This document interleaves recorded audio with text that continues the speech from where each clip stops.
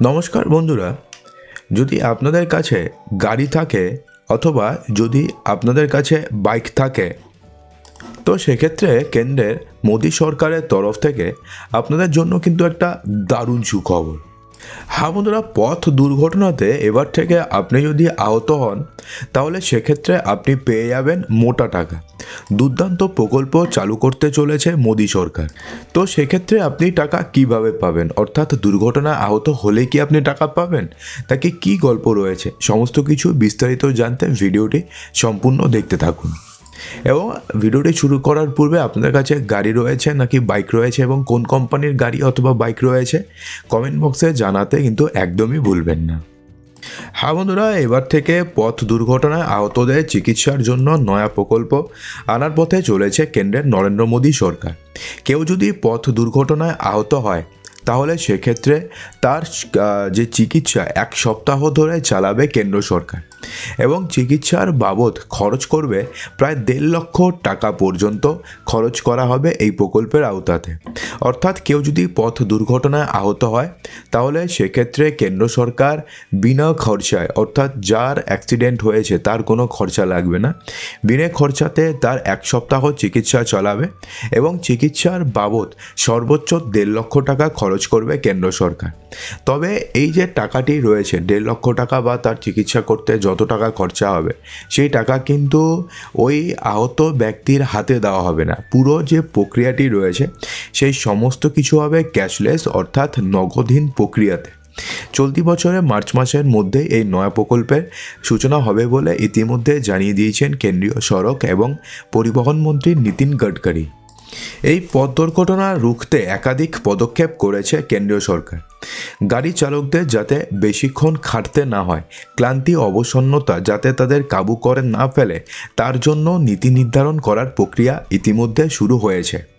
তাদের দিয়ে 8 ঘন্টার বেশি গাড়ি চালানো যাবে না, বিশেষ করে যারা ট্রাক চালায় বা বিশেষ করে যারা ধরুন অন্যের গাড়ি চালায় বা বাস চালায়।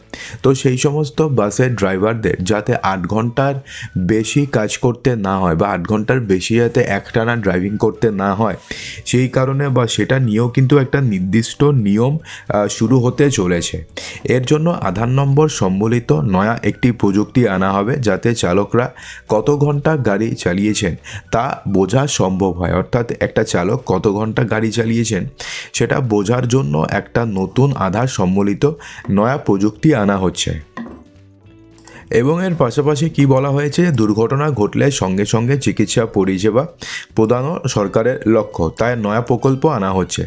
দুর্ঘটনাগ্রস্তদের প্রাণে বাঁচানোর ক্ষেত্রে পুরস্কারের অঙ্ক বাড়ানো হবে বলে জানিয়েছেন তিনি। বর্তমানে দুর্ঘটনায় কেউ যদি কারোর প্রাণ বাঁচান এবং প্রাণ বাঁচিয়ে যদি হাসপাতালে নিয়ে আসেন তাহলে সেক্ষেত্রে তাকে 5,000 টাকা পুরস্কার দেওয়া হয়। এই পুরস্কারের পরিমাণটাও কিন্তু বাড়ানো হবে, এমনটাই কিন্তু জানিয়েছেন কেন্দ্রীয় সড়ক এবং পরিবহন মন্ত্রী। 2024 সালের 14ই মার্চ থেকে পাঞ্জাবে পরীক্ষামূলকভাবে এই প্রকল্প ইতিমধ্যে কার্যকর করা হয়েছে এবং আরও 6টি রাজ্যে পরীক্ষা নিরীক্ষা ইতিমধ্যে চলছে। তো সেক্ষেত্রে সব দেশে গোটা প্রকল্পটি কার্যকর করার সিদ্ধান্ত নেওয়া হয়েছে বর্তমানে। পথ দুর্ঘটনায় যারা আহত হবে তাদের 1.5 লক্ষ টাকা পর্যন্ত ক্যাশলেস চিকিৎসা করাবে কেন্দ্র সরকার।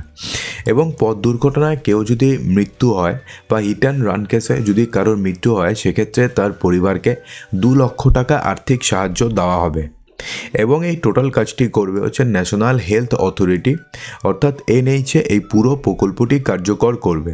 সেক্ষেত্রে পুলিশ, হাসপাতাল এবং রাজ্যের স্বাস্থ্য বিভাগের সঙ্গে সমন্বয় রেখে কাজ করবে এনএইচএ। গোটা প্রকল্পটি প্রযুক্তির মাধ্যমে পরিচালনা করা হবে।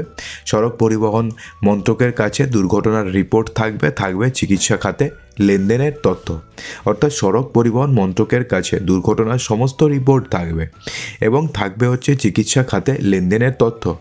তবে আপনাকে মনে রাখতে হবে যে এই যে টাকাটি পাওয়ার জন্য দুর্ঘটনা ঘটার 24 ঘন্টার মধ্যেই পুলিশ রিপোর্ট করতেই হবে।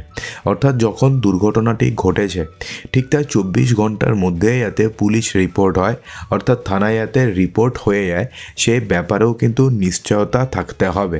যদি 24 ঘন্টা পার হয়ে যায়, যদি কেউ থানায় গিয়ে রিপোর্ট না করে সেক্ষেত্রে সে কিন্তু এই চিকিৎসার বাবদ 1.5 লক্ষ টাকা কিংবা মারা গেলে পরে এককালীন 2 লক্ষ টাকা সে পাবে না। এই প্রকল্পের যদি বাস্তবায়ন সম্পূর্ণ হয় তাহলে তৎক্ষণাৎ চিকিৎসা পরিষেবার মাধ্যমে বছরে প্রায় 50,000 মানুষের জীবন বাঁচানো সম্ভব হবে বলে আশাবাদী নীতিন গডকরি। অর্থাৎ এই প্রকল্পের মাধ্যমে বছরে প্রায় 50,000 মানুষের জীবন বাঁচানো সম্ভব হবে। এর আগে তিনি জানিয়েছিলেন যে 2023 সালে পথ দুর্ঘটনায় যদি কারোর মৃত্যু হয় সেক্ষেত্রে টোটাল 1,72,000 মানুষের মৃত্যু হয়েছে 2023 সালের পথ দুর্ঘটনাতে। 2022 সালের পথ দুর্ঘটনাতে যত মানুষ মারা গেছেন 2023 সালে তার চেয়ে 4.2% মানুষ বেশি মারা গেছেন। তো বন্ধুরা, এই যে নতুন ব্যবস্থাটি রয়েছে এই নিয়ে আপনাদের কি বক্তব্য রয়েছে অবশ্যই কিন্তু কমেন্ট বক্সে জানাতে একদমই ভুলবেন না। আর যদি ভিডিওটি ভালো লাগে তো ভিডিওটিকে লাইক করবেন, বন্ধুদের মাঝে প্রচুর শেয়ার করবেন এবং চ্যানেলটিকে সাবস্ক্রাইব অবশ্যই করবেন। তো দেখা হচ্ছে আমাদের আগামী ভিডিওতে আরও কিছু ইম্পর্টেন্ট নিউজ নিয়ে। ততক্ষণের জন্যে ভালো থাকবেন, সুস্থ থাকবেন।